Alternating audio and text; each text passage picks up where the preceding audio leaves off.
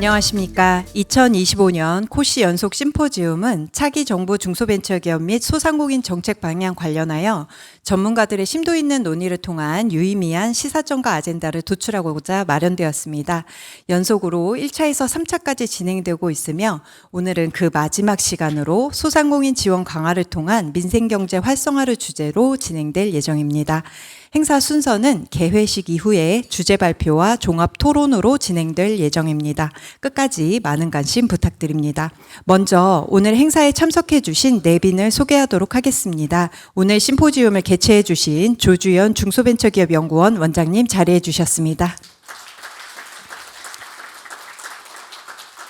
네, 다음은 귀한 걸음 해주셨습니다. 본 심포지움의 축사를 위해 오세희 국회의원님 참석해 주셨습니다.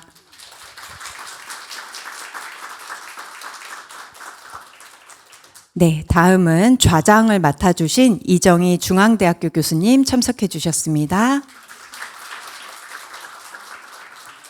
네, 주제 발표를 위해 정은혜 중소벤처기업연구원 연구위원님 참석해 주셨습니다. 정수정 중소벤처기업연구원 실장님 참석해 주셨습니다. 이영애 법무법인 반우 파트너 변호사님 참석해 주셨습니다. 네, 아울러 심도 있는 토론을 위해 유병준 서울대학교 교수님 참석해 주셨습니다. 위평양 경제개혁연대 정책위원님 참석해 주셨습니다. 손성원 중소기업중앙회 실장님 참석해 주셨습니다. 차남수 소상공인연합회 본부장님 참석해 주셨습니다. 내빈분들, 외빈분들, 그리고 이 자리에 참석해 주신 모든 분들께 감사드립니다. 이어서 조주연 원장님의 개회사를 청해 듣겠습니다. 원장님을 앞으로 모시겠습니다. 큰 박수로 맞아주시면 감사하겠습니다. 네, 반갑습니다. 중소벤처기업연구원 원장 조주연입니다. 2025년도 3차 코스 심포지엄에 참석해 주신 내외 귀빈 여러분 감사 말씀을 드립니다. 특히 축사를 전해주실 오세희 국회의원님, 그리고 또 축전을 보내주신 이철규 국회 산자중개위원장님께도 깊이 감사의 말씀을 드립니다.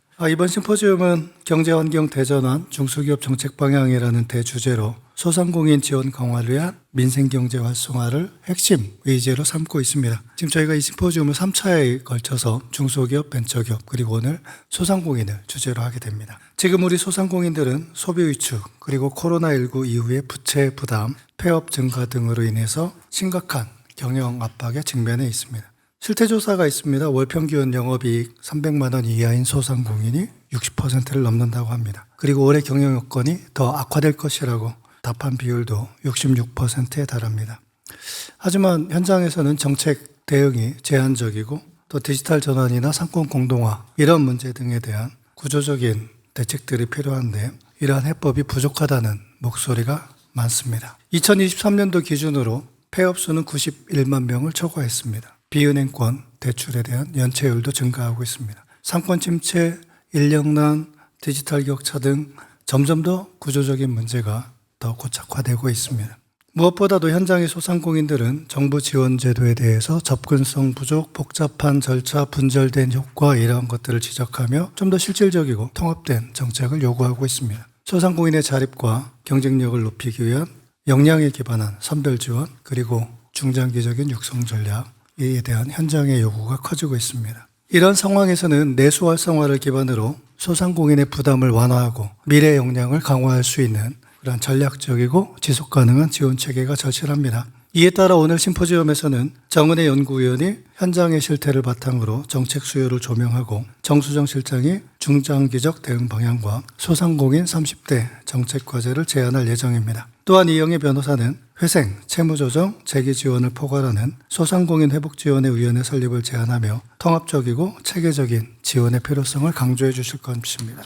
이어지는 종합토론에서 이정희 교수님, 유병준 교수님, 위평양 정책위원님, 또 그리고 손성원 실장님, 차남수 본부장님께서 참여해 주셔서 심도 있는 논의가 펼쳐질 예정입니다. 또한 이에 감사의 말씀을 드립니다. 우리 연구원은 앞으로도 소상공인을 비롯한 민생경제 주체들의 자생력 회복과 지속가능한 성장을 위해 실증 기반의 정책 연구와 현장 밀착형 대안을 제시하는 데 최선을 다하겠습니다. 오늘 이 자리가 소상공인의 위기 극복을 넘어서 민생경제 회복과 지역경제 활력 제고를 위한 의미 있는 출발점이 되기를 진심으로 기대합니다. 감사합니다.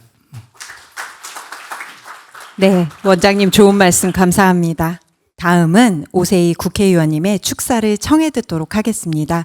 의원님을 앞으로 모시겠습니다. 큰 박수로 맞이해 주시면 감사하겠습니다.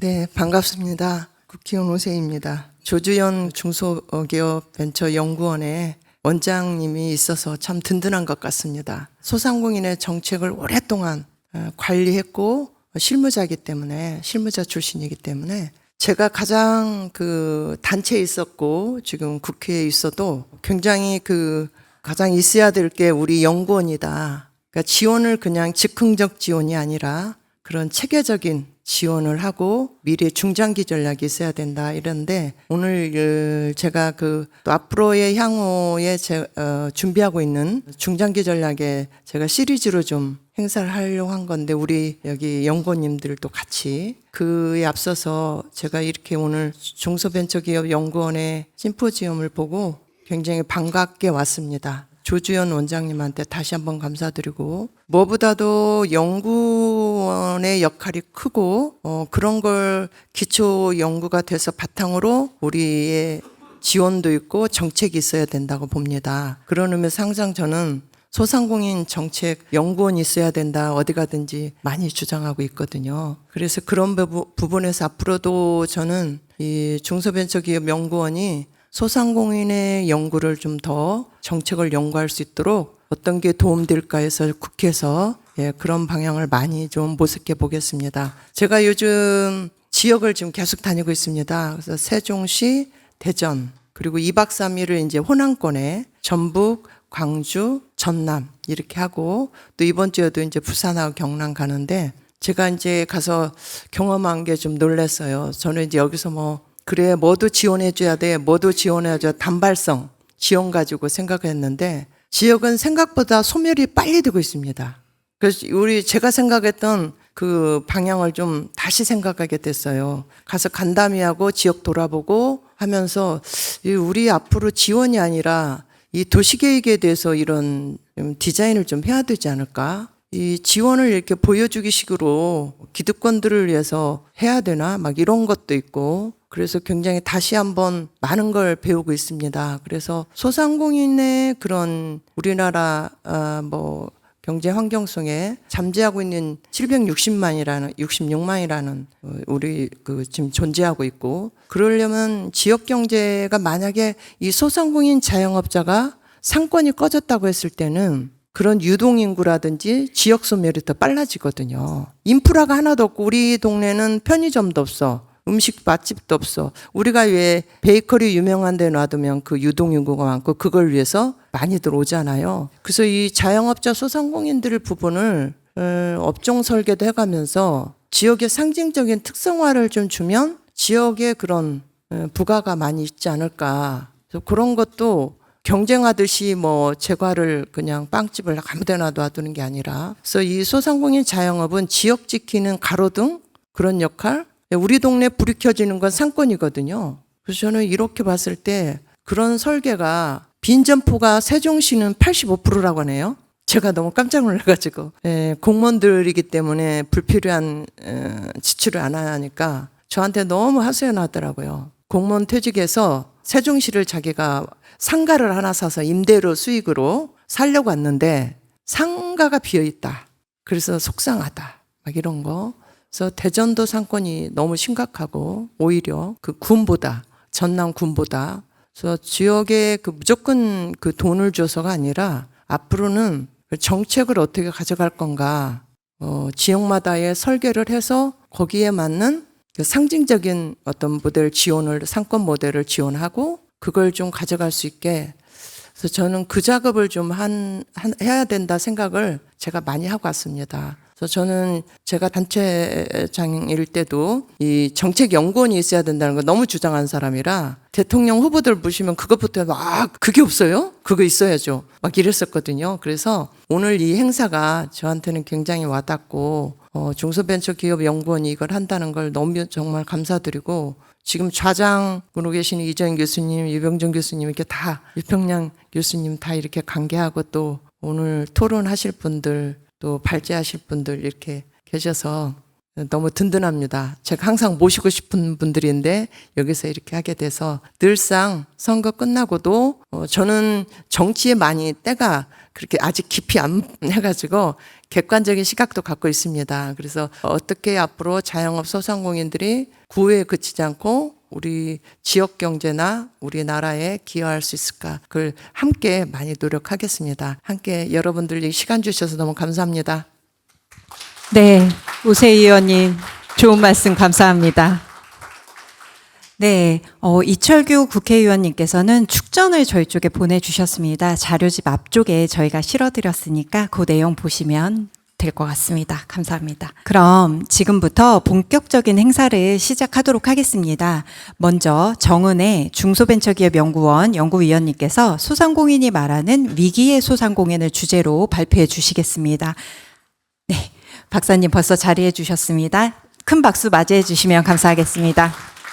다시 한번 인사드리겠습니다. 저는 오늘 소상공인이 말하는 위기의 소상공인이라는 주제로 발제를 맡은 중소벤처기업연구원 정은혜입니다. 반갑습니다.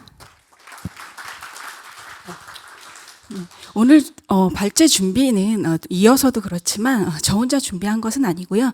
저희 실이 다 같이 준비를 했다고 말씀을 드리고요. 제가 오늘 대표 발제를 맡게 됐습니다.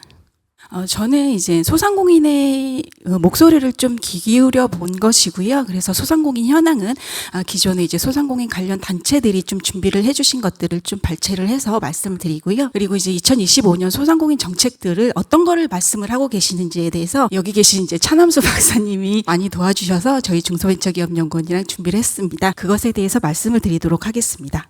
먼저 중소벤처기업부에서 하는 2024년 소상공인 실태조사를 올해 잠정 발표를 했습니다. 거기서 좀 현황을 좀 간단하게 들여다보면요. 기업체 수는 2023년 기준 596.1만 개, 그리고 종사자 수는 955.1만 명, 그리고 평균 종사자 수는 1.6명입니다. 근데 이제는 아시다시피 소상공인 실태조사 모집단이 2023년부터 바뀌었기 때문에 동등 비교는 좀 힘들다고 말씀을 드리고요. 그럼에도 불구하고 평균 종사자 수만 보더라도 소상공인 평균 종사자 수가 1.7만이어서 2023년 1.6명으로 많이 감소했습니다. 저희가 언론에서 보시는 것처럼 굉장히 많이 힘든다는 것을 이거 하나만으로도 확인할 수 있고요. 오른쪽에 매출액 및 부채 현황을 보시면 기업체당 연간 매출액은 감소했고 영업이익도 감소하였습니다. 반면에 기업체 보유 비율과 그리고 평균 부채액은 상승하는 굉장히 힘든 것을 알 수 있습니다. 그런데 이러한 매출 문제가 단순한 생태계와 유통 변화에 대한 것뿐 아니라 구조적인 문제가 있다는 게 더 심각하고요. 부채 증가 및 수익성 감소는 복합 정책의 필요성을 저희가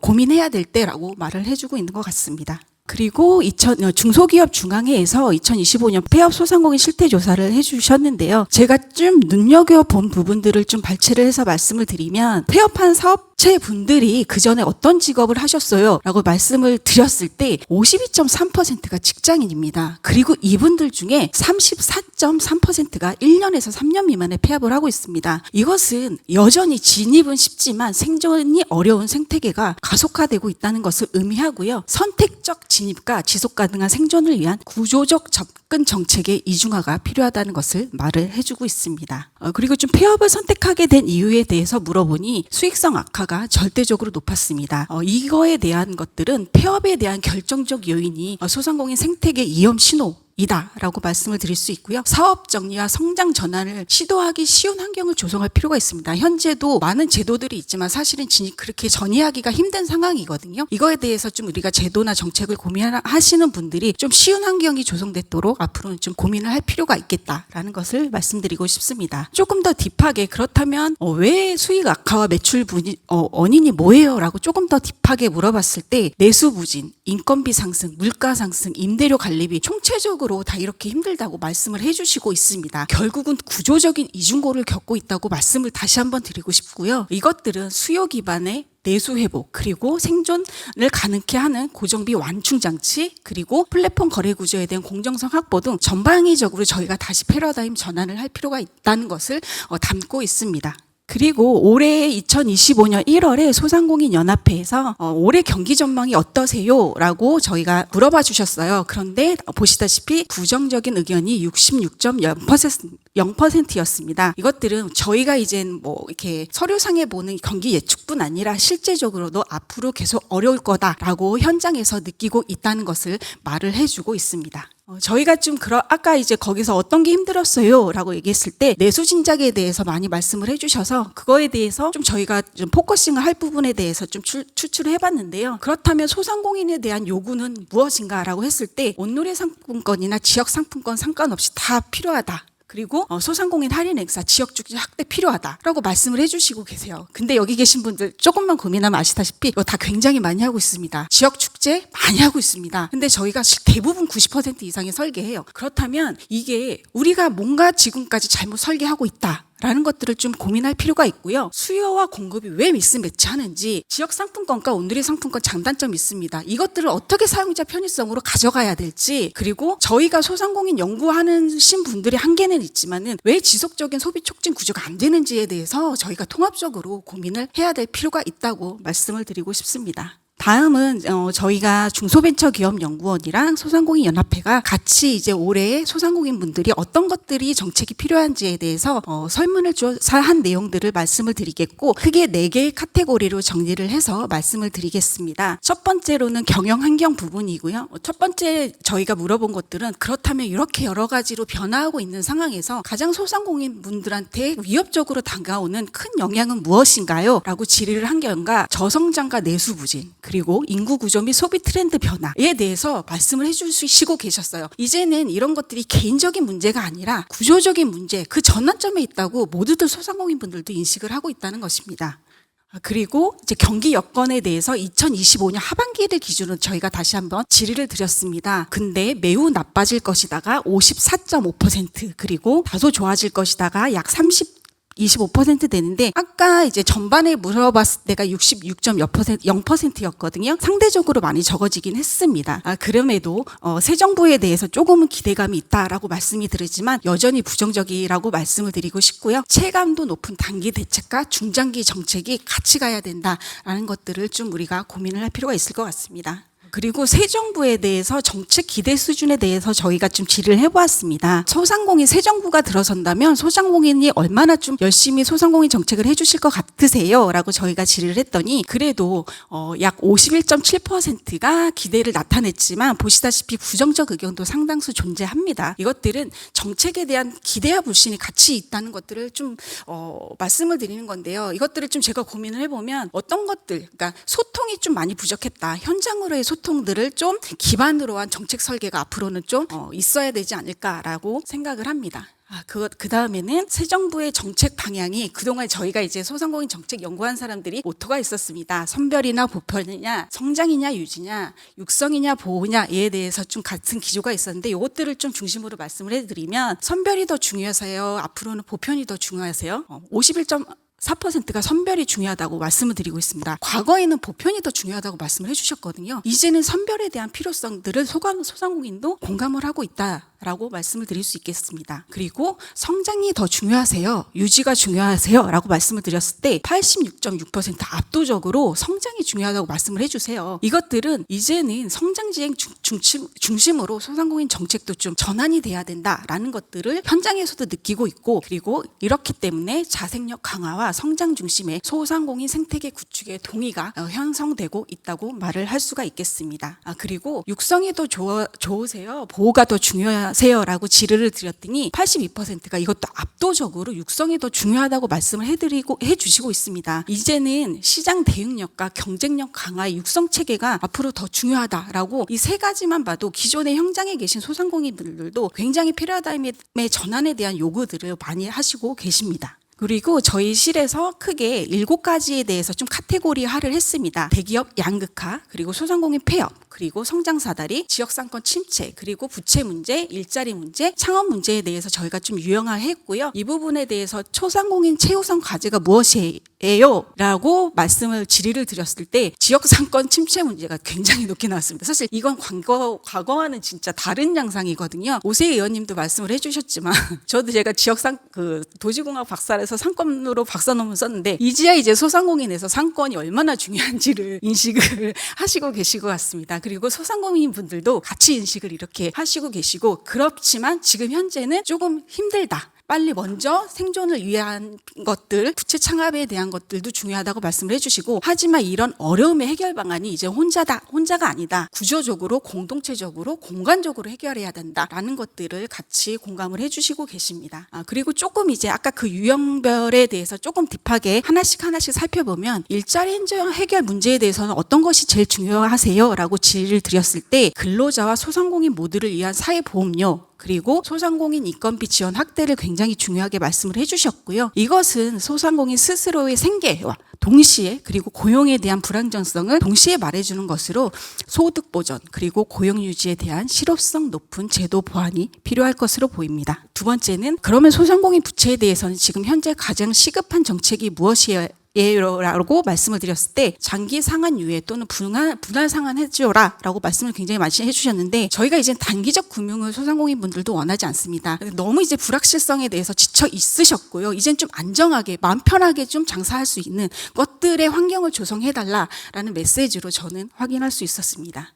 그리고 폐업에서는 어떤 게 가장 중요하세요? 라고 질의를 드렸을 때 폐업 소상공인 부채 정리 및 감면 지원 필요하다. 두 번째로는 폐업 단계 진입 소상공인에 대한 조기 경보나 위기 대응 시스템 구축해달라고 말씀을 하셨습니다. 이것들은 저희가 그동안 이제 소상공인분들이 폐업 후 빚 못 갚아요. 그래갖고 폐업하면 빚을 다 가져와야 돼요 해서 못한다고 말씀해 주셨는데 제도화는 됐습니다. 근데 이게 아직은 충분히 정착하지 못했다. 그거의 원인에 대해서 저희가 파악하고 이거에 대해서 왜 그런지 대응 체계를 구축할 필요가 있다고 생각을 합니다. 그리고 지역 상권 침체 문제에 대해서는 온누리 상품권과 지역 상품권 통합해라. 이거에 대한 메시지를 굉장히 많이 말씀을 해주셨어요. 그래서 이제는 소비 활성화를 위해서는 제도 통합과 사용성 편의 개선이 아까도 말씀드렸지만 굉장히 중요합니다. 이 부분에 대해서 좀 고민을 해주셨으면 좋겠다라고 말씀을 드리겠고요. 그리고 소상공인 성장 부분에 대해서 뭐가 제일 시급합니까? 라고 질의를 드렸더니 성장을 가로막는 규제 완화 필요 없다. 그리고 세제 지원해달라. 소상공인 성장 사업 내시라 해달라. 이런 목소리를 많이 내셨습니다. 그렇다면 이제는 행정적인 장벽 제거, 그리고 정책 집행의 실효성 제고가 소상공인 성장에서는 가장 중요하다라고 말씀을 드릴 수 있겠습니다. 그리고 그러면 기업과 양극화에 대해서는 어떤 것들이 제일 중요할까요? 라고 질의를 드렸을 때 불공정 거래에 대한 제재 강화해달라. 그리고 소상공인 협상력 제고 방안 도입해달라라고 말씀을 해주셨습니다. 물론 우리나라 플랫폼이 성장하는 거에 대해서는 장애가 되진 않지만 여기 계신 분들 아시다시피 그 내에서 소상공인 간 기업 간 경쟁할 때 불공정 거래 법망 피해가면서 굉장히 많이 하고 있습니다. 이것들을 어떻게 좀 보완할지에 대해서 고민을 할 필요가 있다고 생각을 합니다. 그리고 저희가 마지막으로 4번째로 저희 실에서 고민을 해서 4가지에 대한 제도 개선 방안에 대해서 좀 고민한 것들에 대해서 질의를 들어봤습니다. 첫 번째로는 이제 소상공인 생활이 영위하시는 업종들이 좀 생활에서 저희가 밀접하게 많이 접하고 있는데요. 그런 것들의 업종에 대해서 소상공인 유통기업 육성특별법을 새로 제정하는 거에 대해서 어떻게 생각하세요? 했더니 74.3%가 긍정적으로 답변을 해주셨습니다. 그리고 두 번째로는 불공정 거래에 대한 중개부 역할, 현재는 공정위가 많이 역할을 하시고 계시는데요. 그 역할에 대해서 중소벤처기업부가 좀 확대하는 거에 대해서 어떻게 생각하세요? 라고 질의를 드렸더니 68.8%가 긍정적으로 응답을 해주셨어요. 이것은 소상공인의 이해도가 높고 행정 집행력이 있는 중소벤처기업부의 소상공인 권익보호 요구에 대한 현장의 요구라고 말할 수 있을 것 같습니다. 그리고 소상공인 복지법, 소상공인 사업주와 근로자에 대한 복지를 마련하기 위해서 소상공인 복지법을 제정하는 거에 대해서 어떻게 생각하십니까? 라고 질의를 드렸더니 압도적으로 84.1%가 복지 필요하다라고 말씀을 해주셨어요. 이제는 소상공인을 위한 독립적이고 체계적인 복지제도 마련을 위한 저희 고민이 필요할 것 같습니다. 그리고 소상공인 고용보험 당연 가입에 대해서 질의를 드렸습니다. 사실 저희 고용보험이 한 1%에서 4%로 굉장히 낮은데 69%가 필요는 하다라고 말씀을 해주셨어요. 그렇다면 저희 연구자들은 어떻게 거부감 없게 설계를 할 것인가에 대한 고민이 좀 필요할 것으로 보입니다. 그리고 마지막으로 사실은 소상공인 정책들이 굉장히 분산적으로 많이 진행되고 있습니다. 중소벤처기업을 중심으로 지자체나 그리고 많은 자치단체에서 여러 부처에서 하시고 있는데 물론 지역색을 버리자는 것은 아닙니다. 하지만 좀 비효율적으로 운영되는 측면이 없지 않아 있다고 생각을 해서 중소벤처기업을 중심으로 한 정책 조정이나 이런 것들 일어날 방안을 어떻게 생각하세요라고 질의를 드렸더니 정부 조직법 개정하는 거에 대해서 필요하다라고 76.3%나 긍정적으로 답변을 해주셨습니다. 따라서 앞으로는 이에 대한 논의도 같이 좀 병행이 돼야 될 것 같습니다. 여기까지가 제가 이제 준비한 내용이고요. 여기 그림에 보셨다시피 지금 다 소상공인 많은 분들이 벼랑 끝에 서 있는데 제가 얘기하는 거 저희가 또 실장님이 얘기하는 것들이 그리고 앞으로 새 정부가 조금이라도 소상공인들이 가슴으로 빛을 볼 수 있는 그런 정책들이 많이 만들어지고 또 저희 중소벤처기업연구원도 노력을 하겠습니다. 발제를 마치겠습니다. 네, 실태 조사를 바탕으로 소상공인의 경영 위기를 제시해 주셨습니다. 그럼 다음은 정수정 중소벤처기업연구원 실장님께서 중기현이 제안하는 소상공인 30대 정책 과제를 주제로 발표해 주시겠습니다. 네, 앞으로 벌써 나오셨는데요. 큰 박수 부탁드립니다.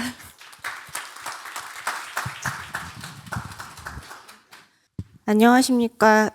중소벤처기업연구원 정수정 박사입니다. 앞서서 지금 정은혜 박사님께서 진행해 주신 부분은 소상공인 입장에서 지금 현재 상황에 대한 부분 그리고 정책에 대한 방향성에 대한 부분을 들으셨는데요.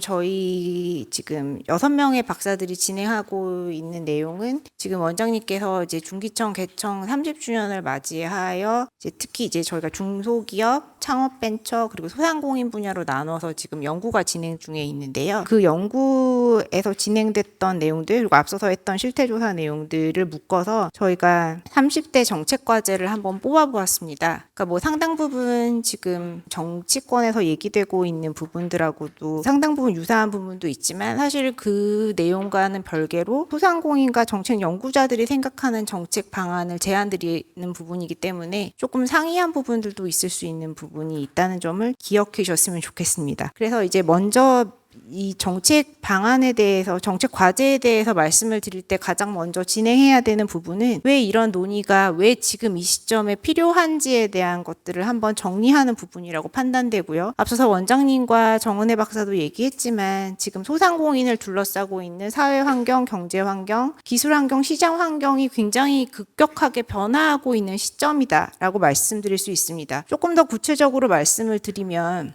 사실 저는 요즘 연구를 보면서 인구가 우리나라가 언제부터 감소했니? 라고 보면 실제로 1983년도부터라고 얘기합니다. 그러니까 1983년도면 더 어리신 분들도 많으시겠지만 아이를 하나만 낳아 잘 기르자, 둘만 낳아 잘 기르자라고 했던 시기였는데 사실 그때부터 인구 감소가 본격화됐다라고 본다면 사실 이런 상황들을 조금 예측했었어야 되지 않냐라고 생각이 드는데요. 인구 구조의 감소, 인구 구조의 변화라고 하면 단지 소비 인구의 감소뿐만 아니라 생산 인구의 감소 그리고 CEO의 고령화 등 다각도의 변화가 예고되는 상황을 저희가 맞닥뜨리고 있는데요. 인구 구조의 변화 그리고 지금 여러 가지 내수 침체로 인한 저성장 시대의 진입 그리고 온라인 중심의 시장으로의 변화 때문에 지금 지역 상권에 있는 많은 소상공인들은 어려움을 겪고 있고 수출도 사실은 미국 트럼프 이슈 때문에 수출도 굉장히 어렵고 AI, 디지털 전환해서 세상은 급격하게 변화하고 있는데 소상공인들은 사실은 그 과정에 적응하기 굉장히 어려운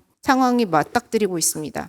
그 과정에서 대기업과 중소기업 그리고 중소기업 안에서도 그리고 소상공인 안에서도 각각 기업의 측면에서 양극화가 진행되고 있는 상황인데요. 이런 상황에서 말씀드린 것처럼 소상공인들이 가지고 있는 가장 큰 어려움은 크게 7가지 정도로 정리가 될 수 있을 걸로 보여집니다. 가장 큰 측면에서의 어려움이라고 한다면 소상공인이 그냥 단지 작은 기업의 측면으로만 역할을 하고 있는 것이 아니라 가장 중요한 우리나라 국민 생활의 필수적인 기본 서비스를 제공하는 민생경제의 근간이라는 점에서 사실 솔직히 소상공인이 없다면 저희가 음식을 사 먹을 수도 없고 세탁소에서 세탁 서비스도 받을 수 없고 문구점에서 물건을 살 수도 없고 커피도 사 먹을 수 없고 되게 다양한 우리가 가장 기본적으로 생활을 해야 되는 가장 기본적인 서비스를 하는 사람들이 하는 기업체가 사실 소상공인인데 소상공인이 어렵다고 하는 거는 단지 소상공인의 어려움으로 그치는 것이 아니라 국민들이 가장 사람답게 살아갈 수 있는 가장 기본 서비스를 받지 못할 가능성이 높다는 의미하고도 연결이 됩니다. 그리고 소상공인 사업체가 또 고용의 중요한 초구의 역할을 하고 있기 때문에 그러면 또 그 여러 사람들이 취업할 수 있는 사업체의 근간도 없어진다는 의미이기 때문에 그런데요. 그렇기 때문에 산업 내에서 소상공인의 위상이 굉장히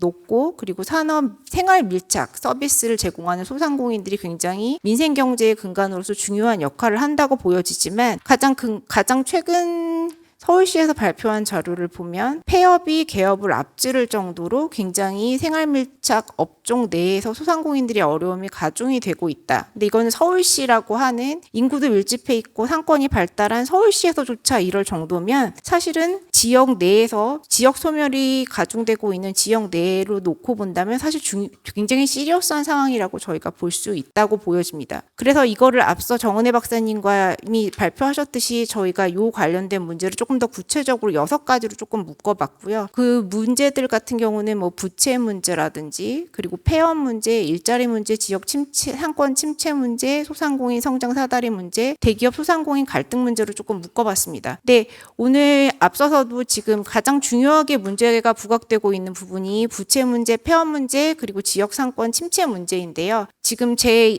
다음에 진행하게 되실 변호사님께서 부채 문제와 폐업 문제 중심으로 말씀을 진행해 주실 거기 때문에 이 부분에 대한 내용은 간단하게 넘어가고 저희는 나머지 일자리 문제나 지역 상권 침체 문제, 나머지 뭐 이런 부분에 대한 것들을 조금 더 자세하게 설명드리는 것으로 진행하겠습니다. 어찌됐건 지금 이 모든 문제는 그냥 단지 지금 상황상에서의 하나의 요인이 아니라 인구 감소라든지 내수 분진이라든지 상권 침체들이 맞물리면서 지금 복합적으로 이루어지고 있기 때문에 이 문제를 해결하는 데는 어느 하나의 변화만이 필요한 것이 아니라 복합적으로 다 이 문제들을 해결하고자 하는 노력들이 필요한 상황이라고 보여지는데요. 그래서 저희 기관 네, 저희 박사님들 6분이 모여서 이것들을 어떻게 해결할 수 있을까에 대한 것들을 조금 그림으로 그려서 조금 저희끼리 좀 고민을 해보았습니다. 아까 지금 말씀드린 것처럼 소상공인 둘러싼 환경 변화들을 크게 6가지로 구분이 됐고 이 6가지 문제들이 복합적으로 작용을 해서 소상공인에게 영향을 미친다고 봤습니다. 이 6가지 문제를 민생경제 위축 문제를 비롯해서 크게 7가지 정도로 구분을 해볼 수가 있겠는데요. 여기 중간에 사실은 빠져있는 부분이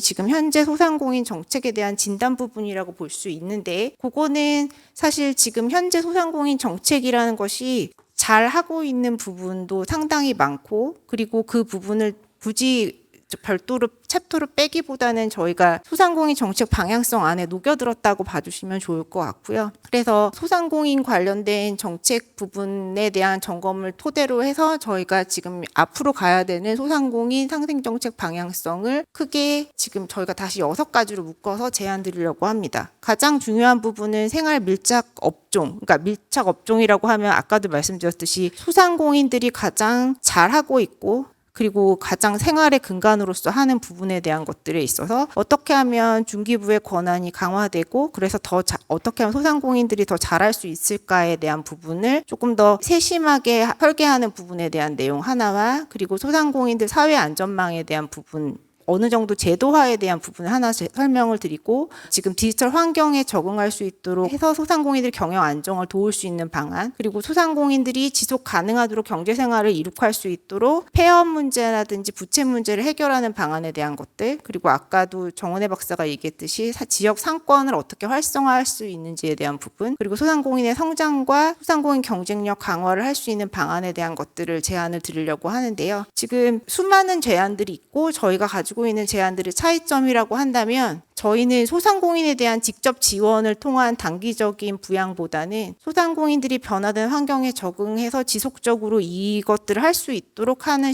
인프라, 시스템 구축이라는 부분에 조금 더 초점을 맞춰서 정책을 제안드렸다는 점을 기억해 줬으면 좋겠습니다. 지금 저희가 그래서 크게 지금 6가지 방향성에 맞춰서 정책 과제를 30개를 제안을 드렸고요. 여기서 오늘 시간 관계상 전부 다 설명을 드릴 수 없기 때문에 이 중에서 저희가 핵심이 되는 과제 15개만 또 따로 추려서 말씀드렸다고 보시면 되고, 여기서도 지금 아까도 지금 말씀드렸듯이 가장 중요한 부분이 사실은 부채나 폐업 문제와 관련된 부분이 굉장히 중요하다고들 보고 계시기 때문에 저희도 제안드리는 내용에서 상당히 중요한 부분이 지속 가능한 경제 생활을 위한 방안들에 조금 많이 내용들이 들어가 있다는 점을 기억해 줬으면 좋겠습니다.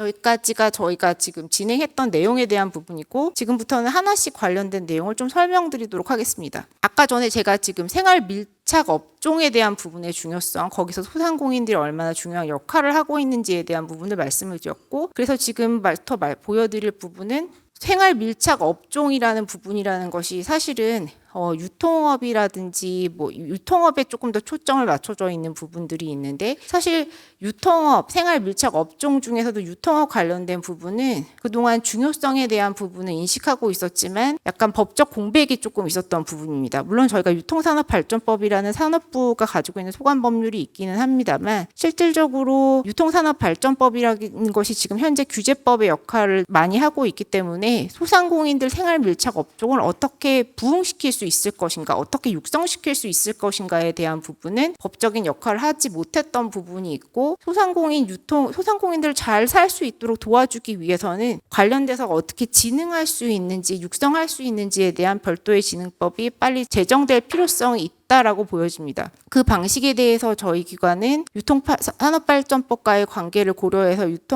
소상공인 육성기업 특별법안을 별도법으로 진흥법만을 놓고 별도로 입법하는 방향과, 그리고 유통산업발전법을 분법하는 방향, 이 2가지 방향을 일단 제안드립니다. 2번째 내용은 이것도 마찬가지로 생활 밀착 업종 내에서의 소상공인의 위상을 고려해서 제안을 드리는 부분인데요. 소상공인들이 가장 크게 대기업과의 관계에 있어서 어려움을 겪는 부분, 특히 불공정 관련된 부분에 있어서 어려움을 겪는 부분이 뭐 어디냐고 보면 사실 가맹과 대리점 관련된 부분에서라고 볼 수 있습니다. 2000년대 중반 이후에 관련돼서 이 부분에 대한 논의들이 계속 있었고, 그래서 2017년도에 관련 논의가 본격화되면서 2019년부터 서울, 경기, 인천 등 3개 지자체에 한정해서, 그리고 2020년도에 부산까지 가맹사업법과 대리점 분야에 있어서 불공정 문제를 공정위가 아니라 지자체에서도 관련된 부분에 대한 것들을 해결할 수 있는 조정권이라는 것을 부여해서 지금까지 운영이 되고 있는데요. 실질적으로 그렇게 되면 사실은 뭔가 소상공인들이 불공정 문제를 당했을 때 조금 더 빨리 문제를 해결하거나, 혹은 문제에 대한 내용들이 조금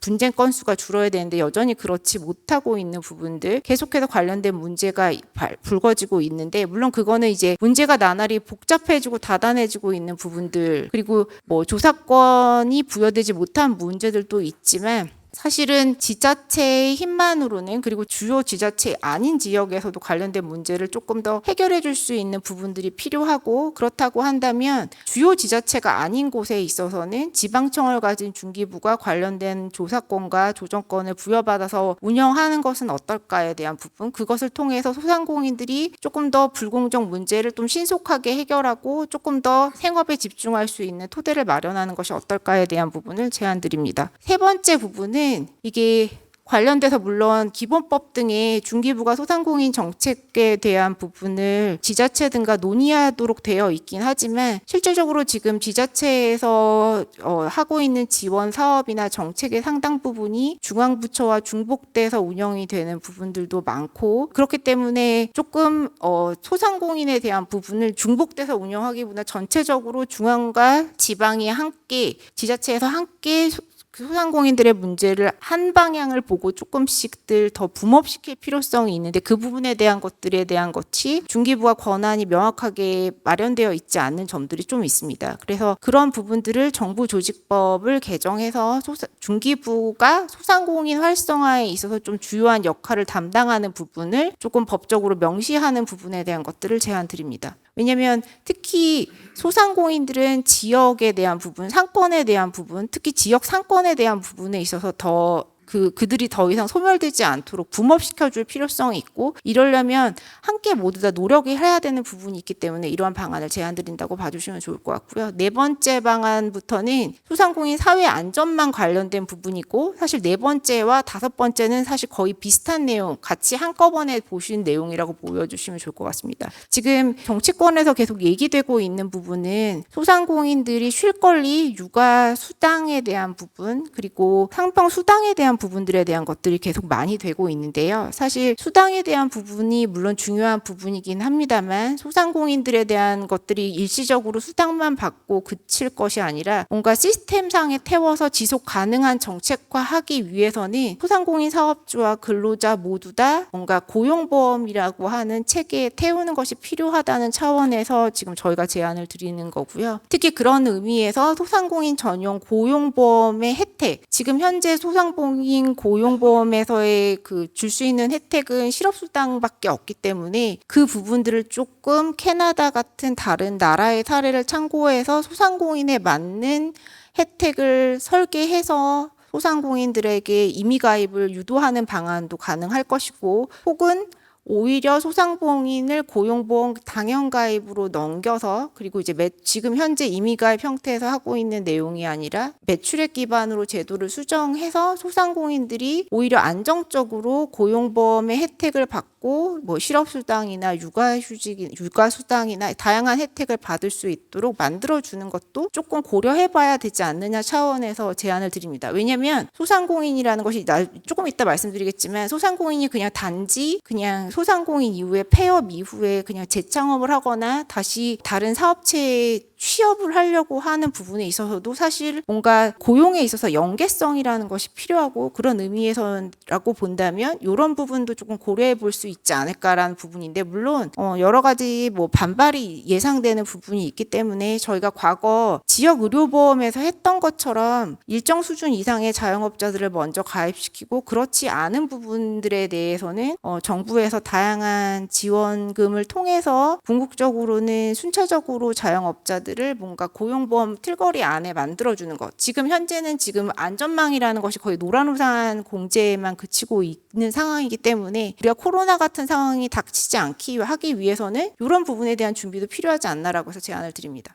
다음은 이제 디지털 환경에 맞는 소상공인 경영 안정 대책이라고 해서 소상공인 사업주 중에서 고령 사업자주의 비중이 어느 정도 되느냐에 대해서 조사를 해보면 60%가 넘어가는 상황입니다. 50대 이상이. 그런 상황에서 사실 지금 정부에서 다양한 디지털 전환 대책을 펼치고 있지만 거기에 적응하지 못하고 어려움을 겪는 부분들이 많으신데요. 그런 부분들을 위해서 조금 맞춤형 디지털 전환 교육과 디지털 격차를 해소할 수 있는 다양한 디지털 전환 정책이 도입이 필요하다는 얘기인 거고, 그리고 지금 AI 관련된 부분에 있어서는 소상공인들은 조금 디지털 전환에 조금 초점이 맞춰져 있고 AI에서는 조금 소외가 되고 있는 상황인데요. 오히려 AI 같은 경우가 소상공인에게 더 필요할 수 있는 부분이 있기 때문에 맞춤형 디지털 전환 AI 정책의 지원이 필요하고, 사실 이것이 되기 위해서는 소상공인 관련된 데이터에 대한 축적이라는 부분이 더 무엇보다도 어떻게 데이터를 게더링해서 맞춤형으로 제공할 수 있을 것인가에 대한 부분이 조금 더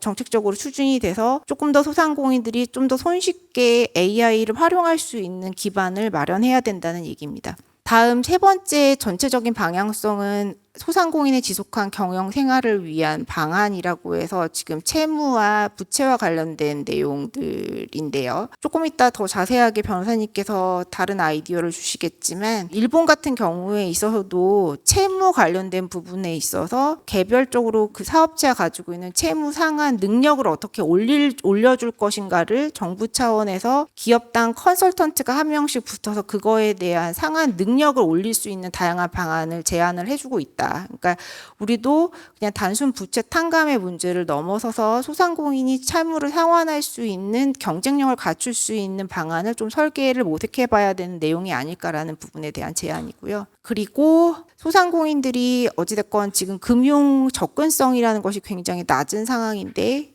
그 이유가 소상공인들이 가지고 있는 신용평가 체계가 소상공인들만의 것으로 되어 있지 않고 기업 신용평가 체계 안에서 큰 기업과 함께 하고 있는 부분이 있기 때문에 소상공인들만의 맞춤형 신용평가 체계를 조금 도입해서 소상공인들이 금융 서비스를 조금 더 원활하게 받을 수 있는 다양한 방안이 필요하다는 제안입니다. 다음은 폐업 소상공인들 문제에 있어서는 저희가 아까 정은혜 박사님도 소상공인 하기 전에 뭘 했니? 중소기업에 취업해 있고 대기업에 취업해 있었고 그리고 소상공인을 한 다음에 만약에 폐업하고 난 다음에 재창업을 하거나 또 재취업을 하는 과정으로 넘어갈 텐데 그러면 사실은 그 과정에 있어서 소상공인이 폐업하면 그냥 소상공인으로 재창업을 하는 것이 아니라 그 사람의 그냥 라이프 사이클 안에서 직장 생활이 계속 유지될 수 있도록 하는 부분이 마련되어야 되고 그러려면 소상공인들이 중소기업에 취업할 수 있도록 돕기 위한 다양한 직업훈련 체계가 조금 마련이 돼야 된다. 그래서 그걸 위해서는 어떻게 특히 이제 중장년층들이 어떻게 노동시장에 재진입해서 할 수 있도록 하는 다양한 현장 맞춤형 교육 과정이 설계되고 그 과정에서 탈락하지 않고 교육을 받아서 재취업을 도울 수 있는 다양한 고용유지 협력금 같은 것들도 필요하다는 제안입니다.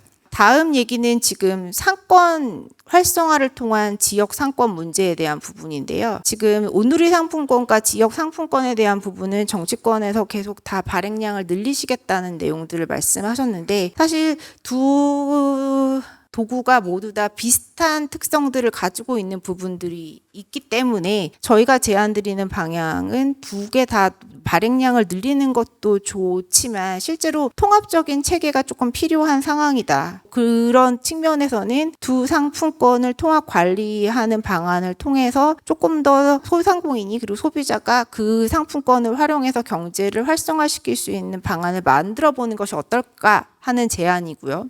그리고 지금 현재 지역이 소멸되고 있는 상황에서 가장 중요한 부분은 사람들을 끌어오는 부분이고 사람들을 끌어오려면 사실 외국인 관광객들을 유치하는 요즘 다시 외국인 관광객들이 많이 들어온다는 얘기들이 있는데요. 외국인 관광객들이 백화점이나 대형 쇼핑몰 같은 곳이 아니라 지역에 있는 상권에 가서 다양한 체험형 상권을 할 수 있도록 그런 부분에 대한 것들도 지역 내에 있는 다양한 단체들과 협의해서 다양한 소상공인 단체들과 협의해서 그런 부분들을 육성하는 방안이 모색돼야 된다는 제안입니다. 그리고 소상공인 성장을 위한 인프라 조성에 있어서는 소상공인 성장 지원 사업 저희가 지금 하고 있는 기업가형 소상공인 같은 제도들이 설계들이 실제로는 지원 사업에 그치는 부분이 지원 사업에 조금 더 초점이 맞춰져 있기 때문에 기업가형 소상공인에 대한 부분을 조금 법적인 체계들을 조금 법적 기반을 갖춰서 만들어야 된다는 내용이고요. 앵커 소상공인을 육성해서 지역 상권 생태계를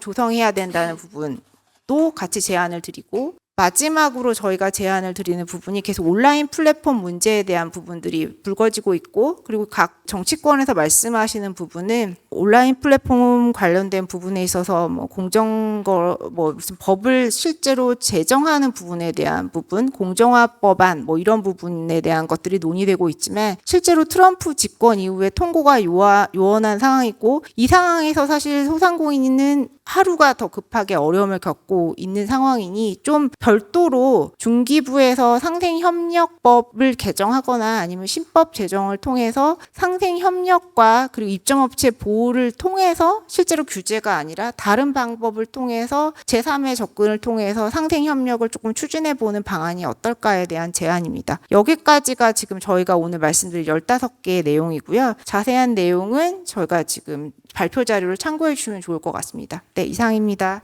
네, 감사합니다. 소상공인 정책 과제를 통해서 자립 기반 구축을 위한 인프라 중심 지원 전략을 제안해 주셨습니다. 그러면 다음은 이영애 법무법인 반우 파트너 변호사님께서 위기의 소상공인을 위한 원스톱 지원 방안을 주제로 발표해 주시겠습니다. 앞에 나와 계십니다. 큰 박수 부탁드립니다. 안녕하십니까. 저는 위기의 소상공인을 위한 원스톱 지원 방안에 대한 그 아젠다를 제시하려고 오늘 발표자를 준비했는데요. 이영애 법무법인 반우 이영애 변호사라고 합니다. 앞서 정은혜, 정수정 두 분 박사님께서 소상공인의 위기 상황과 위기를 극복할 수 있는 정책까지에 대한 고견을 주셨습니다. 그동안 정부는 소상공인 지원 정책의 중요성을 당연히 인지하고 많은 지원과 관련해서 상당한 노력과 자원을 투입해 왔습니다. 그런데 아무리 좋은 정책이라고 하더라도 이것이 소상공인이 피부로 그동안 체감을 했는지, 그리고 만약에 구현을 하는 데 있어서 그동안 장애가 없었는지, 저는 이 점에 대해서 조금 고민이 필요한 시점이 아닌가라는 생각을 하게 됐고요. 발제 내용은 다음과 같습니다. 위기에 관련된 언론 보도는 많이 보셨고요. 그리고 위기를 심화시키는 주요 도전 과제도 저도 준비를 했는데 요거는 앞서 발표하신 내용과 상당 부분 많이 중복이 되고 있고요. 당연히 뭐 극심한 재정 압박도 있고 치열한 경쟁과 시장 포화가 있는데, 치열한 경쟁과 시장 포화 부분은 뒷부분에서 제가 좀 데이터를 관련해서 좀 더 설명을 드리겠습니다. 그리고 특히 지금 치열한 경쟁 분야가 또 일정 부분에 몰려 있는데요. 진입 경쟁이 낮은 음식 숙박업이라든지 도매업에서의 경쟁은 극심한 상황입니다. 또 생존을 위해서 이제 단순한 그동안의 지원 체계, 양적인 지원을 벗어나서 이제는 좀 차별화, 혁신, 이들의 적응력을 높이기 위한 질적인 그런 지원이 필요한 시기가 아닌가라는 생각을 하게 되었습니다. 그리고 지금 소비 행태와 디지털 전환의 필요성, 이런 것들도 앞서 계속 말씀을 하셨는데요. 이제 대부분이 우리 스스로도 온라인 소비와 배달에 익숙해져 있고요. 소상공인들이 사실 생활 밀착형 업종들이 많기 때문에 우리가 사실은 가서 방문을 해서 이용해야 되는 그런 것들이 많지만, 오히려 사실 반대로 우리는 그와 반대의 소비 행태를 보이고 있기 때문에 이 부분들도 사실 문제가 되고 있습니다. 그래서 앞으로 디지털 전환이 된 사람과 그렇지 않은 소상공인 간의 격차도 더욱더 심각해질 것으로 보입니다. 그리고 지역 상권의 쇠퇴도 또 계속 말씀을 해주셨고, 아까 의원님께서도 말씀을 해주셨는데, 이것은 사실 수도권 집중화와 온라인 소비 행태에도 맞물려 있고, 이 부분도 단순히 소상공인 정책에 국한되는 것이 아니라 뭐 지역 균형 발전이라든지 좀 더 큰 아젠다와도 맞물려 있는 문제입니다. 자영업자의 부채 부분을 좀 뭐 언론 보도에서 많이 보셨겠지만, 대출이 꾸준히 증가하는 가운데 지금 1,100조 원 이상을 넘어가고 있고요. 그리고 자영업자의 연체 현황도 지금 최근에 코로나 이후 가장 큰 문제점이 다중채무자이면서 저소득 혹은 저신용자인 취약차주가 지금 최근에 연체 비율이 11%까지 증가를 했습니다. 이제는 부채가 경영을 위한 수단이 아니라 생존을 위협하는 족쇄가 되어가고 있는 그런 상황입니다. 코로나19 지원 정책의 영향으로 20년부터 22년 사이에 낮은 수준으로 유지되던 폐업률이, 폐업자 수 아까 말씀해 주셨다시피 91만 명에 달하고요. 기존의 정책적 개입의 결과로 다소 억눌렸던 문제가 이제는 근본적으로 표출되고 또 새로운 경제적 역풍이 결합된 결과로 보입니다. 이제는 소상공인의 근본적인 경쟁력 강화 방법에 대한 심도 깊은 논의가 필요한 시점입니다.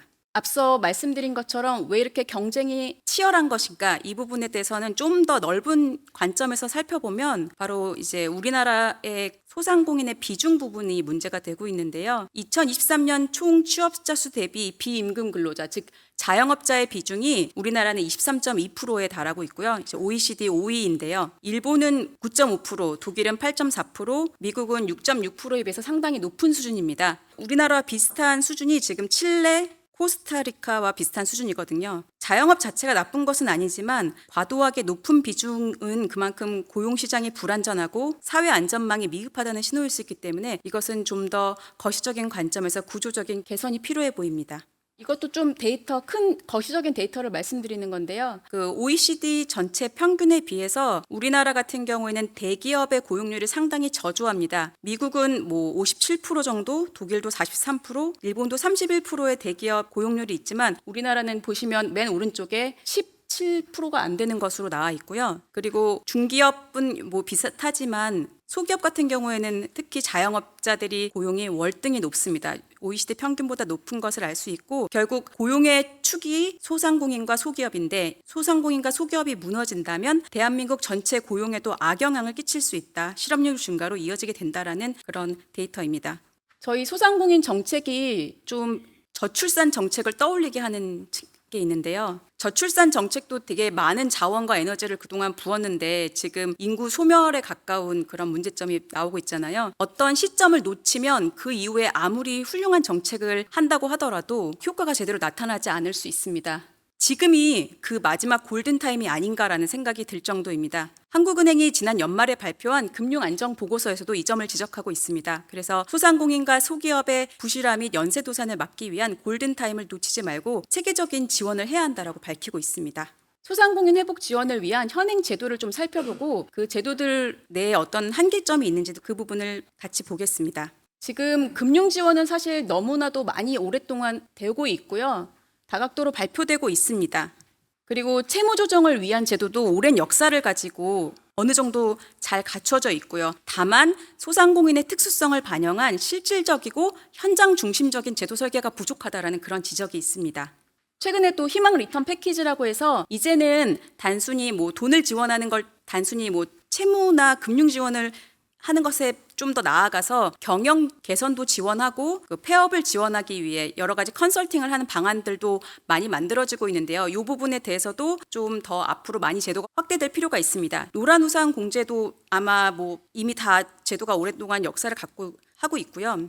고용보험과 관련된 부분도 아까 박사님께서 잘 의견을 주셨는데 그런 세밀한 부분은 좀 더 앞으로 확충해야 된다라는 생각이 듭니다. 여러 제도들이 오랜 역사를 가지고 잘 갖춰져 있습니다. 그런데도 불구하고 여전히 소상공인과 관련된 데이터들은 계속 악화되고 있습니다. 그래서 왜 이렇게 어려움을 겪는 것일까요? 많은 제도들이 있긴 하지만 그 제도들의 내재적인 약간의 한계점이 있고 가장 큰 문제점은 이 제도들 간의 연결고리의 부족 때문이 아닌가라는 생각이 들었습니다. 기존 금융지원 제도는 일시적 심폐소생은 될 수 있지만 부실 문제를 근본적으로 해결할 수 없습니다. 그리고 채무조정제도도 오랜 역사를 가지고 각 기관에서 다루고 있지만 이런 채무조정제도가 여러 기관에서 다루어지다 보니까 갈수록 이게 복잡해지고 내용이 상당히 어려워져서 소상공인들의 접근성이 좀 더 어려워지고 있고요. 그리고 채무조정 제도 자체가 기존의 근로소득자의 소비 활동으로 인한 부채 해결에 맞춰져 있기 때문에 사업 운영과 관련된 복잡한 채무라든지 그리고 사업 자산의 평가, 처리 등의 어려움이 있습니다.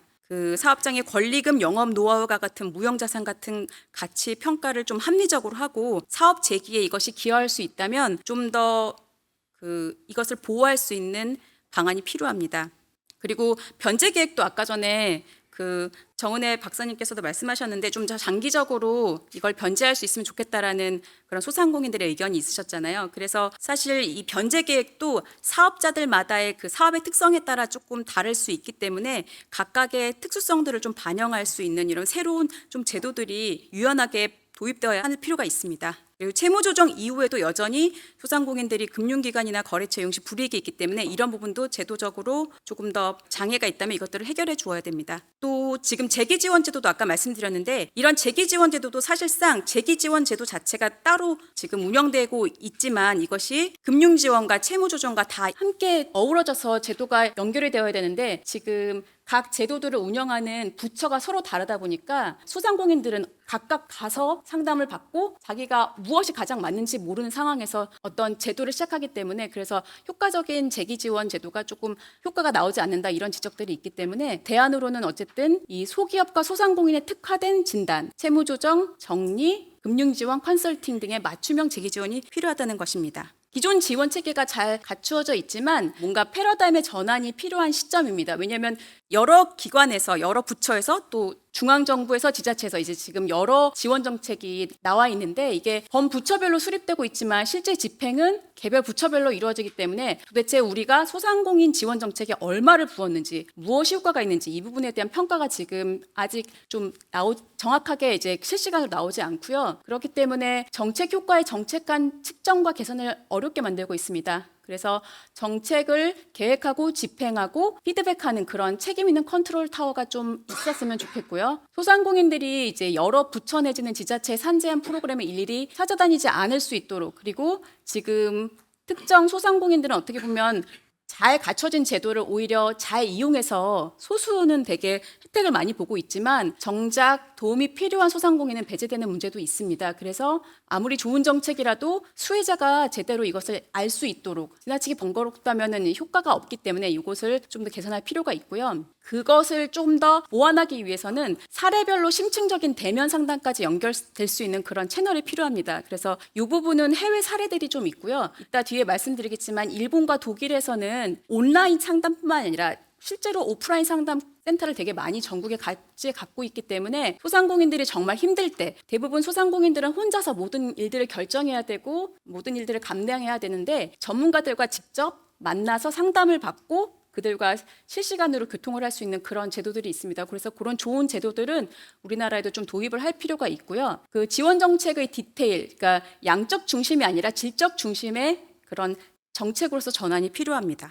그리고 민간 전문가, 이거는 아까 말씀드린 것처럼 이 소상공인 지원 정책이 금융, 재무, 노무, 법률 등 다양한 영역에 대한 이해를 바탕으로 그 종합적인 해결책을 제시하는 것이 필요하기 때문에 이제는 그냥 기관에서 단순하게 할 것이 아니라 소프트하게 민간 전문가를 더 양성하고 그분들이 직접 각각의 소상공인 그리고 전문가 이렇게 연결을 해서 그분들이 끝까지 성장할 수 있도록 돕는 그런 시스템으로 좀 전환을 해야 될 것 같고요. 그리고 소상공인 간에도 서로 네트워킹 프로그램을 활성화해서 자생적인 위기 극복 역량을 강화할 필요가 있습니다.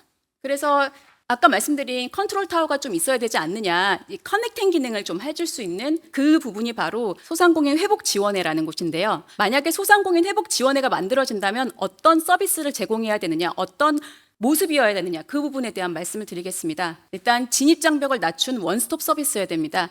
소상공인이 창업부터 폐업에 이르기까지 이들의 특수성을 모두 다 고려할 수 있는 원스톱 서비스여야 되고요. 지금 각 기관에서 여러 가지 소상공인을 위한 정책을 하고 있습니다. 단계별로. 근데 이 소상공인 지원센터는 이 사람에게 가장 맞는 것들을 연결해 줄 수 있고 도와줄 수 있는 그런 기능을 갖고 있어야 되고요. 실제로 일본 같은 경우에는 중소기업 활성화 협의회를 통해서 중소기업이나 소상공인이 처음부터 어떤 어려움이 있는지부터 시작해서 소상공인한테 가장 맞는 재기 지원까지 한 곳에서 원스톱으로 처리를 하고 있습니다.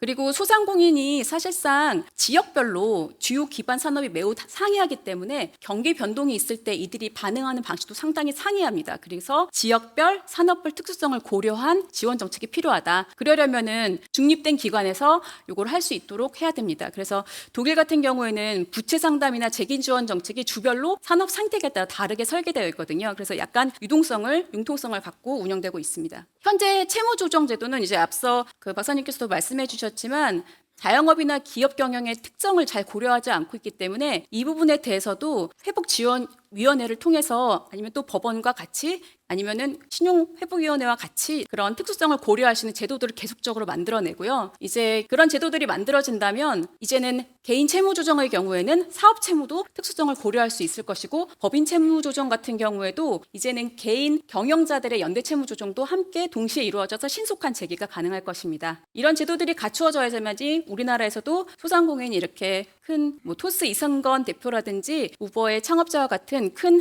기업이 나올 수 있지 않을까라는 그런 말씀입니다. 그래서 소상공인의 소기업의 특수성을 반영해서 예를 들면 계절적인 요인에 따른 아니면 사업적인 요인에 따른 현실적인 채무부담 상한액 책정 등 제도들도 만들어져야 합니다. 소상공인 회복 지원회가 만들어진다면 다음의 원칙들을 반드시 잘 갖춘 제도를 설계해야 될 텐데요. 접근성과 그다음 포괄성 그리고 지금 우리나라가 IT 기술이 되게 많이 발전돼 있고 많은 데이터들이 있는데 이것들을 잘 미리 분석해서 앞으로 이들이 어떤 어려움을 겪을지 이런 것들을 예측해서 위기가 심화되기 전에 적절한 시기에 컨설팅을 제공해야 되고요. 그리고 조율과 협력 이 부분은 결국 지금 많은 곳에서 정책을 하고 있지만 이것들을 어느 한 곳에서 원활하게 협력할 수 있도록 컨트롤 타워가 필요하다. 이런 취지입니다. 그리고 또한 그 금융기관과 민간 전문가 기술 플랫폼들과의 협력을 통해서 적극적인 파트너십을 구축할 필요가 있습니다.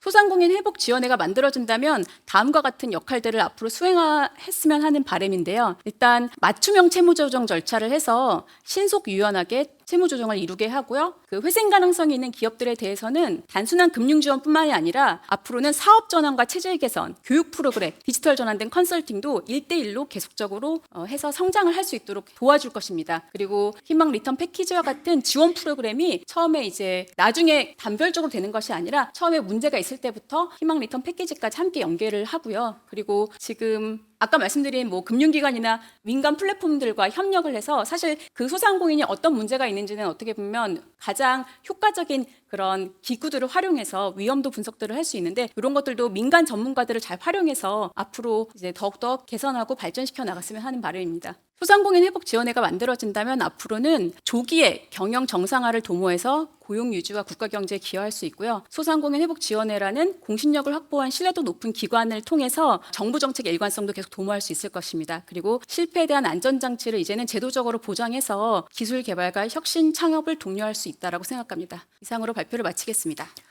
네.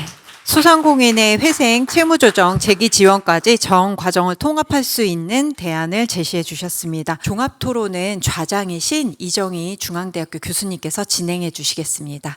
네, 교수님 부탁드리겠습니다. 2025년도 3차 중소벤처연구원 심포지엄 개최입니다. 주제가 오늘 경제환경 대전환 중소기업 정책 방향이고요. 거기에 이제 파트 3가 오늘 소상공인 지원 강화를 통한 민생경제 활성화를 주제로 하고 있습니다. 오늘 앞서 세 분께서 발제를 하셨고요. 오늘 토론은 네 분이 토론을 하실 예정인데 먼저 제가 토론자분을 소개시켜드리고 시작을 하도록 하겠습니다. 경제개혁연대의 위평양 정책위원님 나오셨습니다. 서울대 경영학부의 유병준 교수님 나오셨습니다. 중소기업 중앙회의 손성원 소상공인 정책실장님 나오셨습니다. 소상공인연합회 차남수 본부장님 나오셨습니다.